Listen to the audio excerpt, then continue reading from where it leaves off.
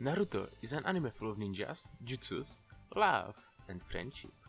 You've probably heard about this show. If not, you are not from this planet. I personally always liked Naruto. It was one of the first anime that I ever saw, and without it, I would probably never become an anime enthusiast, and would not be here talking about anime. That would be a tragedy, right? Not having too much my ass on videos. Ha! Can you imagine that? How boring would your life be? But there was always one thing that confused me a little, and that was the technology. From the first glance, Naruto World, and mostly Konoha, doesn't look technologically advanced. But when you look closer, you will see that technology is an important part of everyday's life in Konoha.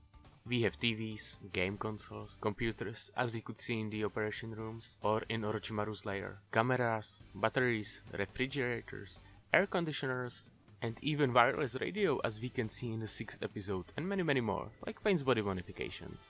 Generally speaking, technology in Naruto looks like it's on early 2000s level. Well, at least most of the time. Which makes sense, considering the year Naruto was first published, 1999. So, if technology in Naruto is so advanced, why don't we see more of it? First answer is, because Kishimoto said so. Second answer is, that technology is not really needed in the world of Shinobi. Let's take cars as an example. With the technology people in Konoha already have, they should be able to develop cars, right? Yes, they should be able to do that. But why would they? Well, maybe because population of Konoha is estimated at 80,000, and the minimum calculation of the distance between Konoha's entrance door, inner border, and Hokage statues is 74 kilometers. Easily said, by foot, it would take around 23 hours to get from one end to another. So people of Konoha could really use cars, or at least trains, right? After all, can you imagine working for 23 hours just to visit your family members? But Kishimoto decided to not put cars, planes, and firearms into the universe, as he stated at an interview. So thanks Kishimoto, now these poor people have to work everywhere. But if you want more pleasing answer to the car problem, I can give you this. The streets of Konoha are just too narrow that you won't be able to fit cars in there. So in order to have cars, whole city would have to be rebuilt. And in Boruto, there actually is a train in Konoha, so there is that. But the good news is that regular villagers don't have to walk long distances very often. After all, Konoha is not a city with one gigantic mall in the middle. Instead, there are a bunch of small local shops.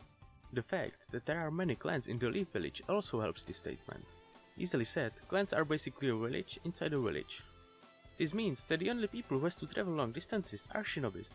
And I don't think that is a real problem for them. After all, they can jump between the trees better than a squirrel. And it's basically the same with guns. On the one hand, guns could really be useful for the villagers for self-defense or protecting positions. But on the other hand, more guns would probably just mean more violence. And most importantly, why having a gun when you have a people who can throw a meteor on you? What would you do? Shoot a meteor? So at the end, I think that having no guns and cars in Narutoverse really helps. Maybe not the people, but it sure makes the world feel more unique and different. It makes the world feel pure and medieval, while still keeping most of our technology. And that is the beauty of Naruto World. After all, can you imagine that if instead of Naruto Run and jumping from one tree to another, shinobis used cars? I can't.